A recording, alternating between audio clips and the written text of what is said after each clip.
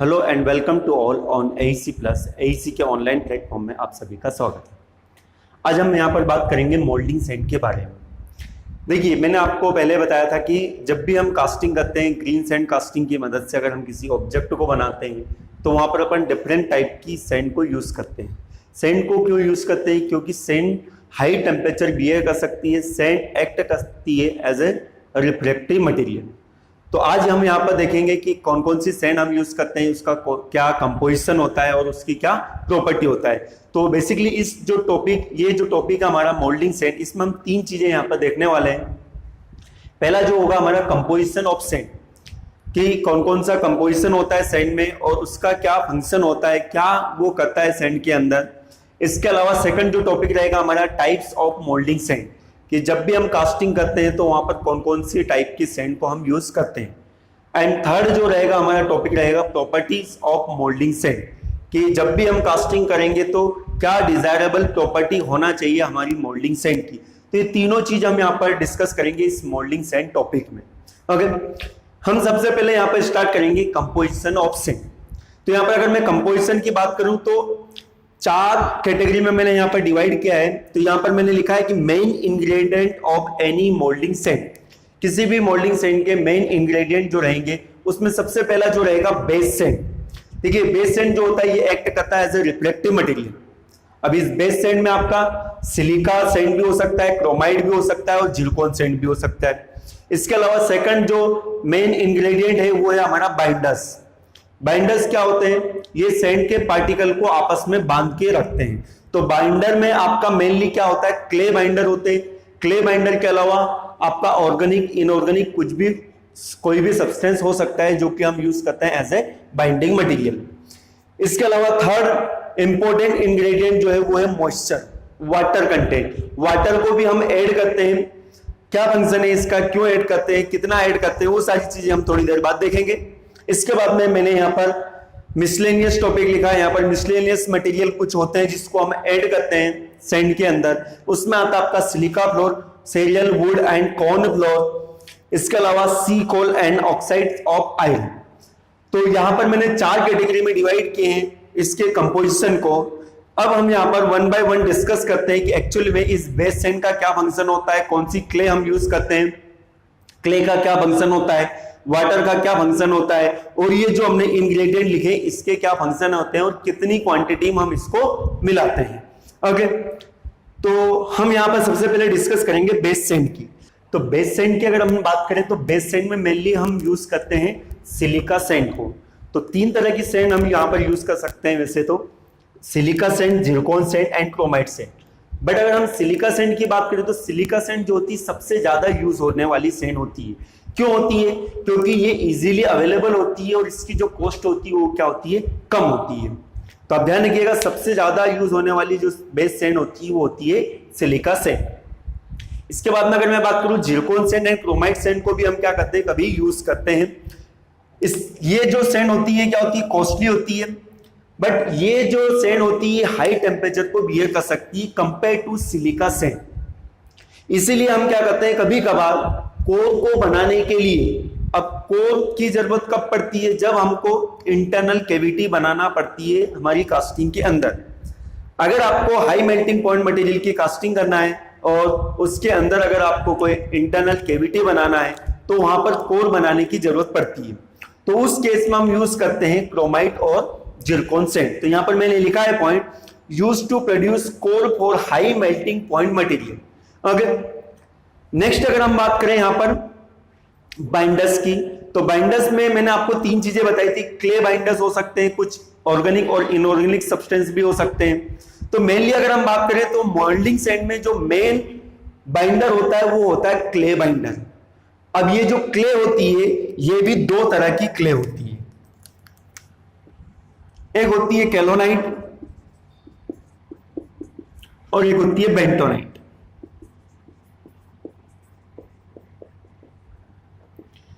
केलोनाइट और बेंटोनाइट में क्या डिफरेंस है? देखिए, केलोनाइट क्ले जो होती है इसकी वाटर एब्जॉर्प्शन कैपेसिटी कम होती है कंपेयर टू बेंटोनाइट।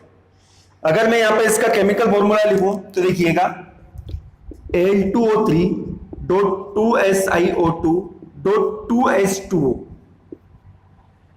यहां पर 2 मोल वाटर के रहते हैं इसके साथ। और यहां अगर मैं बेंटोनाइट की बात करूं तो देखिए Al2O3.4SiO2.XH2O। X यहां पर कुछ भी हो सकता है। इसका मतलब क्या हुआ कि बेंटोनाइट की वाटर एब्जॉर्प्शन कैपेसिटी जो होती है इस कैलोनाइट के कंपेयर क्या होती है, ज्यादा होती है। अब यहां पर अगर मैं बात करूं कि बेंटोनाइट कब यूज करते हैं और कैलोनाइट कब यूज करते हैं, तो कैलोनाइट जनरली जो हमारी नेचुरल सैंड होती है, नेचुरल सैंड किसको बोलते हैं, नेचुरल भी बोलते हैं, ग्रीन सैंड भी हम बोलते हैं। नेचुरल सैंड मतलब कि जो कि हमको रिवर और पॉन्ड के किनारे मिलती है, अगर उसको हम क्या करते हैं डायरेक्टली यूज कर लेते हैं एज ए मोल्डिंग सैंड। तो उसमें जो क्ले होती है वो जनरली कैलोनाइट क्ले होती है। और बेंटोनाइट क्ले की अगर मैं बात करूं तो जो आर्टिफिशियल सैंड हम जो यूज करते हैं, सिंथेटिक सैंड भी हम बोलते हैं, उसमें हम जो क्ले मिलाते हैं उसको बोलते हैं बेंटोनाइट। तो ये क्वेश्चन पूछा भी गया है एक बार एग्जाम में कि जो सिंथेटिक सैंड होती है, सिंथेटिक सैंड, उसमें बाइंडिंग मटेरियल जो क्ले होता है वो कौन सा क्ले होता है। तो रिमेंबर बेंटोनाइट जो क्ले होती है वो सिंथेटिक आर्टिफिशियल सैंड के अंदर होती है। ओके, इसके अलावा मैंने आपको एक और पॉइंट बताया बेंटोनाइट के लिए, बेंटोनाइट की हाई वाटर अब्जॉर्प्शन कैपेसिटी होती है। ये पॉइंट और ध्यान रखेंगे, high water absorption capacity.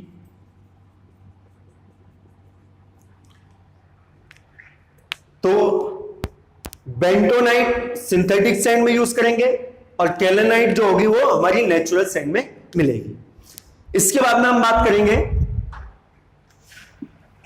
Third जो इंग्रेडिएंट है वो है मॉइस्चर। देखिए, अगर मैं मॉइस्चर की बात करूं और क्ले की बात करूं तो क्ले को हमने बोल दिया क्या, बाइंडिंग एजेंट। क्ले में बाइंडिंग की प्रॉपर्टी होती है, बट जब तक उसको रिक्वायर्ड अमाउंट में मॉइस्चर नहीं मिलेगा तब तक क्ले की बाइंडिंग प्रॉपर्टी एक्टिवेट नहीं होगी। समझ रहे हो आप? जैसे कि सपोज आप में पोटेंशियल है किसी एग्जाम को निकालने का, आप निकाल सकते हो, आपका दिमाग भी है, आप में पोटेंशियल भी है, मेहनत करने की क्षमता भी है।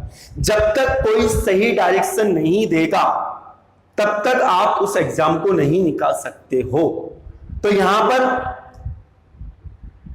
डायरेक्शन देने का काम कौन करेगा? डायरेक्शन देने का काम करेगा मॉइस्चर, वाटर। वाटर क्या करता है? एक्टिवेट करता है, बताता है क्ले को कि तुम बहुत ही अच्छी बाइंडिंग एजेंट हो। तो उसको कौन बताएगा? वाटर। वाटर एक्टिवेट करता है किसको? क्ले को। तो आप हमेशा ध्यान रखेंगे वाटर का क्या फंक्शन है।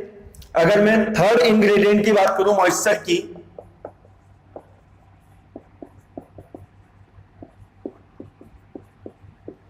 तो it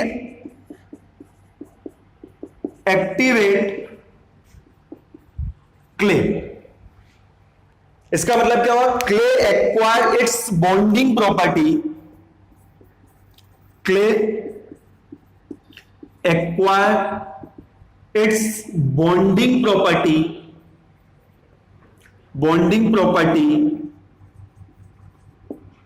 only required amount of water। तो इन दोनों में सिमिलरिटी क्या होगी? क्ले बाइंडिंग एजेंट होती है और क्ले को एक्टिवेट कौन करता है? मॉइस्चर। मॉइस्चर पर और भी चीजें डिपेंड करती है, वो उस चीज को हम प्रॉपर्टीज ऑफ मोल्डिंग सैंड में देखेंगे। मॉइस्चर कंटेंट पर सैंड की परमेबिलिटी भी डिपेंड करती है। परमेबिलिटी मतलब पैसेज होता है, जो हॉट बर्न गैसेस होती है उसको बाहर निकलने का रास्ता होता है, जो छोटे छोटे वॉइड्स होते हैं सैंड पार्टिकल के बीच में, उसको हम बोलते हैं परमेबिलिटी। तो ये जो मॉइस्चर होता है इसके ऊपर भी वो डिपेंड करती है। किस तरह से डिपेंड करेगी वो हम आगे देखेंगे। ओके, नेक्स्ट हम बात करते हैं मिसलेनियस मटेरियल। मिसलेनियस मटेरियल जो हम मिलाते हैं उसके बारे में हम देखेंगे कि उनका एक्चुअल में क्या फंक्शन होता है इस मोल्डिंग सैंड के अंदर। मिसलेनियस मटेरियल में सबसे पहले बात करूंगा सिलिका फ्लोर की।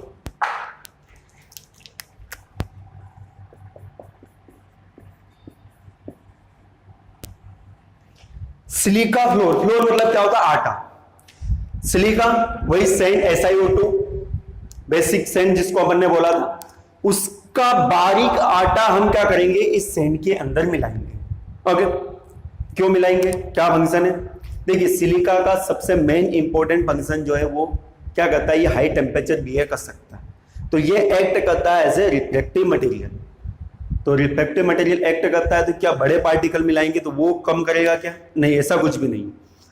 यहां पर बड़े पार्टिकल और छोटे पार्टिकल दोनों ही एक्ट करते हैं as a reflective material, but flour बनाने का, आटा बनाने का, चूर्ण बनाने का इसका दूसरा पर्पस है। देखिए क्या पर्पस है, तो यहां पर अगर मैं पहला पॉइंट लिखूं इसके लिए तो इट एक्ट एज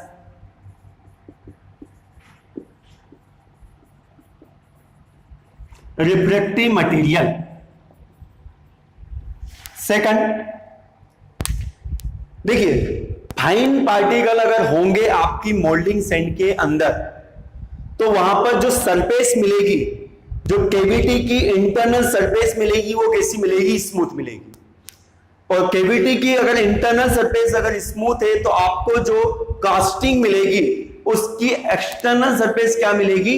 स्मूथ मिलेगी। तो फाइन पार्टिकल डालने का फायदा क्या है?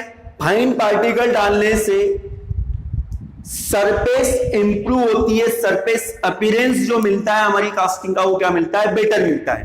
तो यहां पर अगर हम देखें तो इसका एक और फंक्शन जो है वो क्या है? To improve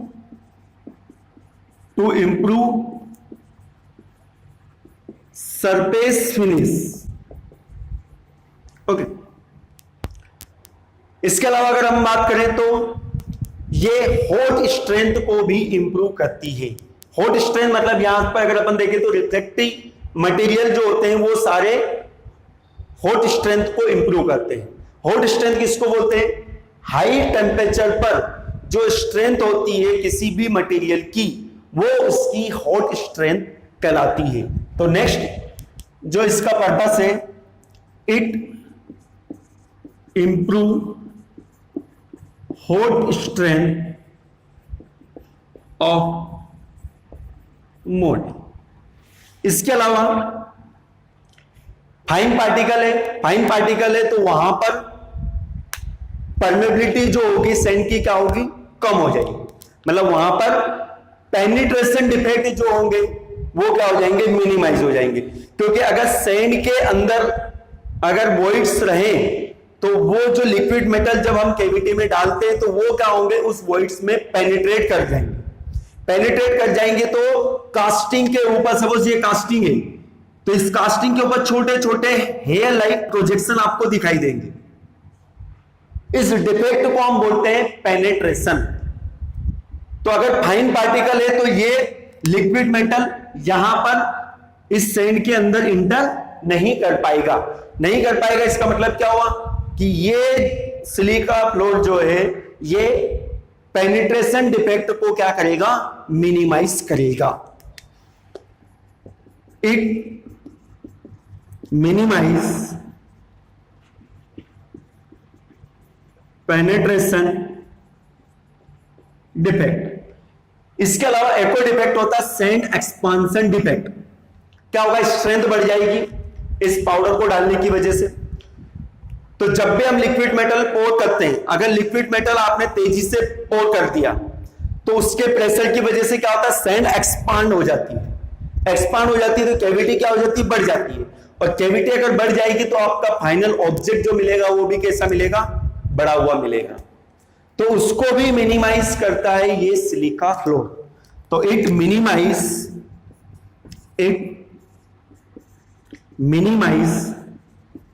sand expansion defect. Okay, तो ये कुछ इंपॉर्टेंट पॉइंट आपको ध्यान में रखना है सिलिका फ्लोर के लिए। इसको जनरली अप टू 35% हम ऐड करते हैं। तो एडेड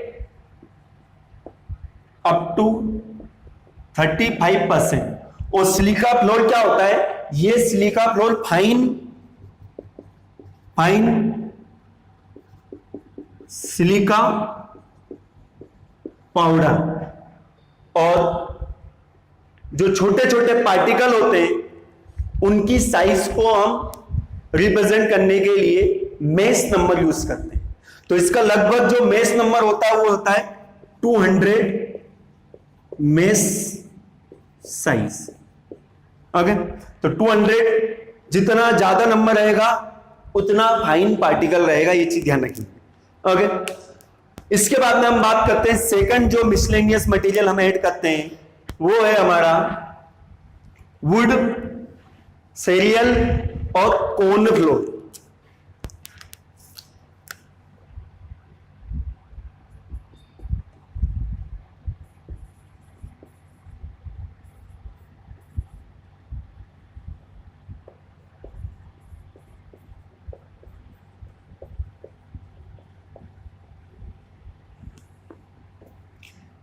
सेरियल मतलब अनाज।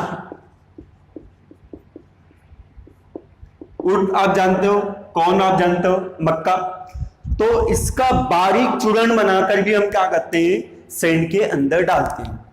अब इसका क्या पर्पस है, देखिए ये क्या है, ऑर्गेनिक मटेरियल है। अब देखिए कार्बोनियस कंपाउंड है, तो ये एक तो बाइंडिंग एजेंट की तरह भी एक्ट करेंगे। मैंने बताया ऑर्गेनिक इनऑर्गेनिक दोनों सब्सटेंस यूज करते हैं एज ए बाइंडिंग एजेंट, तो ये बाइंडिंग एजेंट की तरह भी एक्ट करेंगे।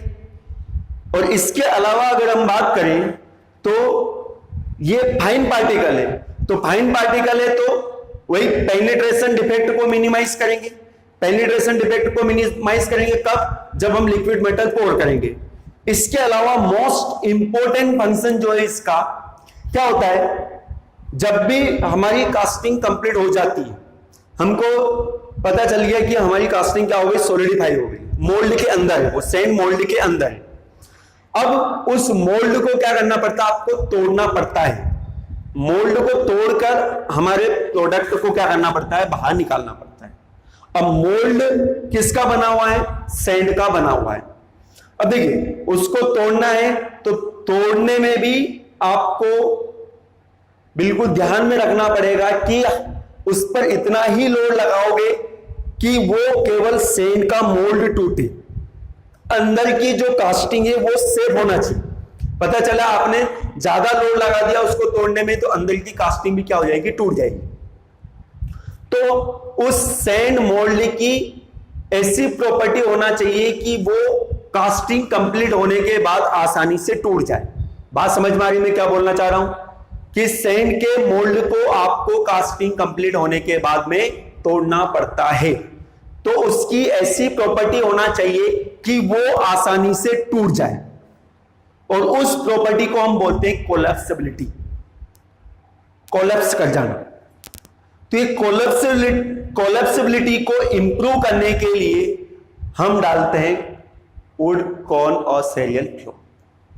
क्यों, क्योंकि ये क्या है, कार्बोनियस कंपाउंड है। कार्बोनियस कंपाउंड है तो जब हॉट मेटल जाएगा आपकी कैविटी के अंदर, तो उसके हाई टेम्परेचर की वजह से ये क्या हो जाएंगे, सब जल जाएंगे। जल जाएंगे तो सैंड के अंदर क्या हो जाएंगे, छोटे छोटे वॉइड्स हो जाएंगे। पूरा जो मोल्ड है वो कैसा बन जाएगा, पोरस बन जाएगा, और उस पोरस मोल्ड को तोड़ना क्या होगा, आसान होगा। तो सबसे इंपॉर्टेंट फंक्शन जो है इसका वो है it improve the collapsibility of sand mould. तो आइए हम यहां पर लिखते हैं कि क्या क्या इसके इंपॉर्टेंट फंक्शन है। तो एक क्या करता है, स्ट्रेंथ को बढ़ाता है। अब स्ट्रेंथ में भी अगर हम बात करें तो अलग अलग तरह की स्ट्रेंथ होती है सैंड की, मैं यहां अभी डिस्कस नहीं कर रहा हूं। जब मैं प्रॉपर्टीज ऑफ सैंड आगे का जो टॉपिक है उसको मैं पढ़ाऊंगा, तब मैं बताऊंगा कि 3 तरह की स्ट्रेंथ होती है। एक होती है ग्रीन स्ट्रेंथ, एक होती है हॉट स्ट्रेंथ, और एक होती है ड्राई स्ट्रेंथ। ओके, तो मेनली अगर हम बात करें तो इसका जो पर्पस है वो है to improve green strength. Green word हम कब यूज करते हैं कास्टिंग में, जब मॉइस्चर प्रेजेंट होता है सैंड के अंदर। मॉइस्चर जब खत्म हो जाएगा तो सैंड हो जाएगी ड्राई। तो ग्रीन स्टेट में जो स्ट्रेंथ होती है उस स्ट्रेंथ को हम ग्रीन स्ट्रेंथ बोलते हैं, और उसको इंप्रूव कौन करता है? ये वाला इंग्रेडिएंट इंप्रूव करता है। तो improve green strength, minimise metal penetration, लिखेंगे इसको metal penetration, minimise metal penetration,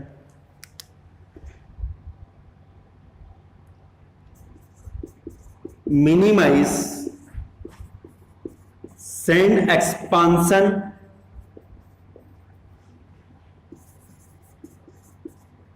defect, and most important जो पर्पस है इसका, improve collapsibility of sand mould. Okay, तो सबसे इंपॉर्टेंट जो फंक्शन है इसका कोलैप्सिबिलिटी वाला, इसको आप ध्यान में रखिएगा। इसको हम ऐड करते हैं लगभग 0.25%। टोटल जो हमारी सैंड होती है उसका लगभग 0.25% हम ऐड करते हैं। ओके, नेक्स्ट जो इंग्रेडिएंट है वो है सी कोल।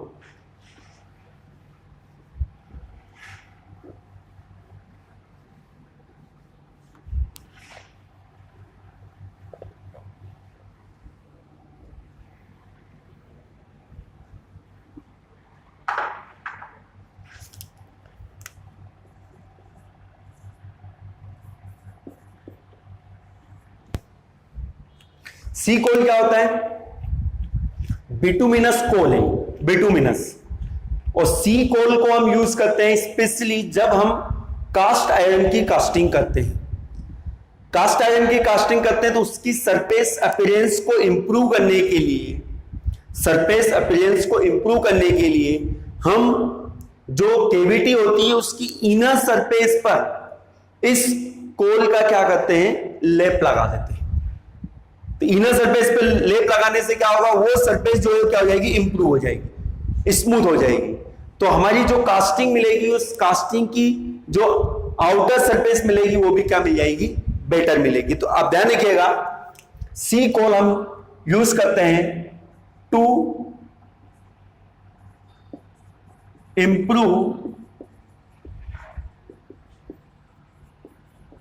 Surface appearance of casting. और किस मटेरियल की कास्टिंग करते टाइम? कास्ट आयरन की कास्टिंग करते टाइम। और ये सी कोल होता क्या है? ये होता है बिटुमिनस कोल, फाइन पाउडर होता है।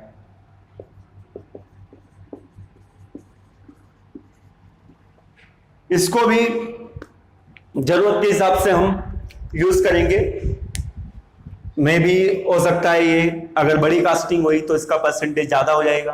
ओके, तो इसका परसेंटेज कोई फिक्स नहीं है, ये डिपेंड करेगा कि आपकी कास्टिंग की साइज कितनी बड़ी है। ओके, नेक्स्ट कुछ मिसलेनियस मटेरियल। नेक्स्ट जो है हमारा वो है oxide of iron, that is iron oxide. Iron oxide जितने भी होते हैं हाई टेम्परेचर को क्या कर सकते हैं? बियर कर सकते हैं। तो हाई टेम्परेचर को बियर कर सकते हैं तो इसका क्या पर्पस होगा? तो डेफिनेटली इसका पर्पस क्या होगा? It act as a reflective material. Reflective material मतलब कि ये हॉट स्ट्रेंथ को बढ़ाएगा। तो इसका एकमात्र पर्पस जो होता है, इट इंप्रूव हॉट स्ट्रेंथ।